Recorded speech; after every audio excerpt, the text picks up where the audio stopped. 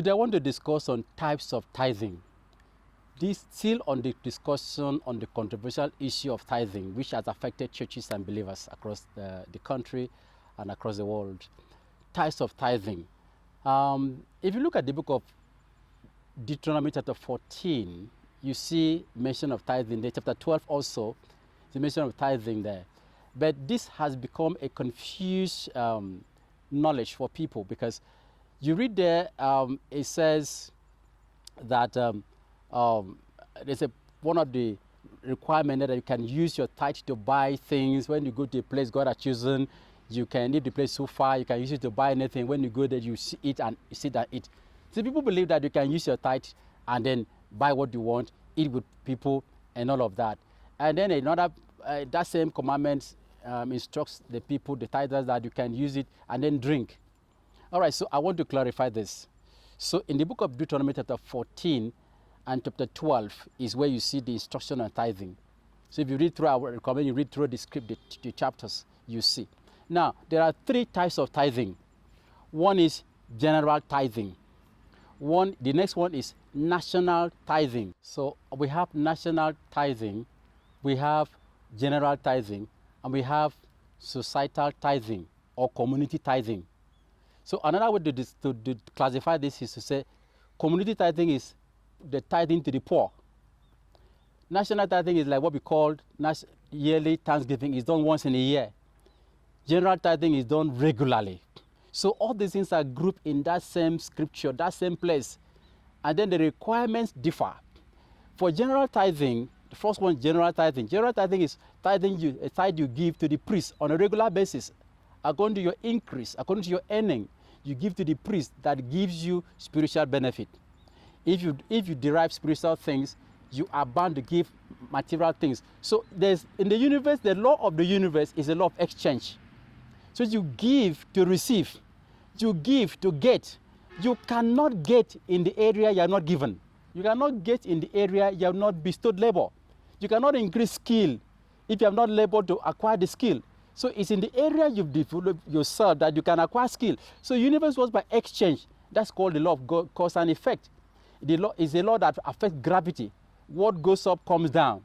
What you give, you receive in that same direction. So if you give love, you receive love. If you feel compassion, you receive compassion. Blessed are the merciful, for they shall obtain mercy. So that is it, the law of exchange. So if you get spiritual things, it is obligatory on you, a requirement on you to give natural things which you have to the one who gave you spiritual things. Or because the one who gave you spiritual things may not have time to do natural things the way you have time to do natural things. And you don't have time to do spiritual things, or you are not endowed, so endowed.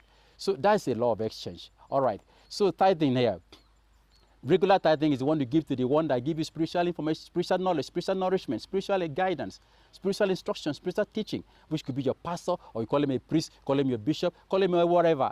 So that's the tithe number one. Number two is national tithing. This one is done at the end of every year. So we gather together. It's like boosting social cohesion.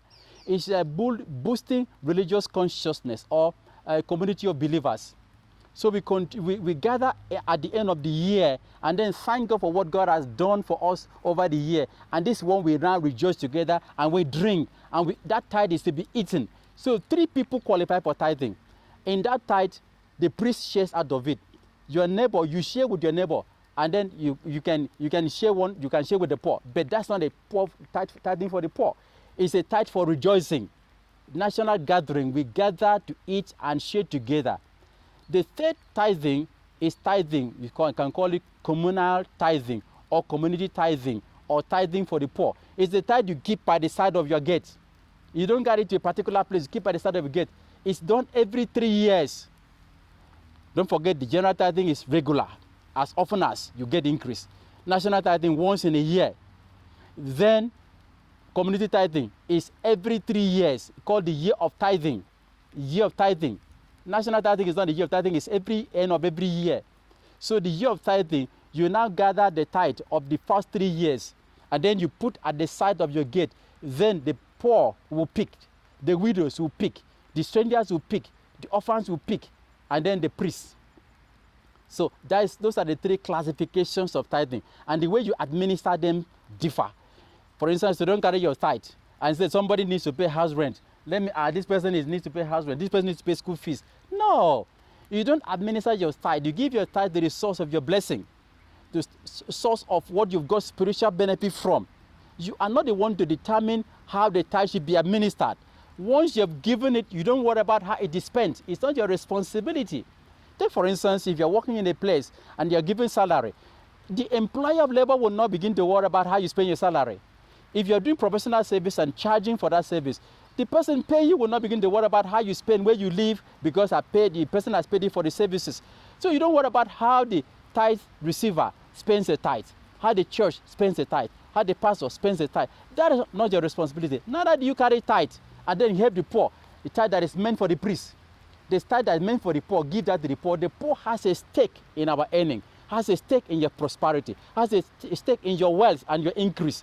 So there's a portion of your increase that is meant for the poor.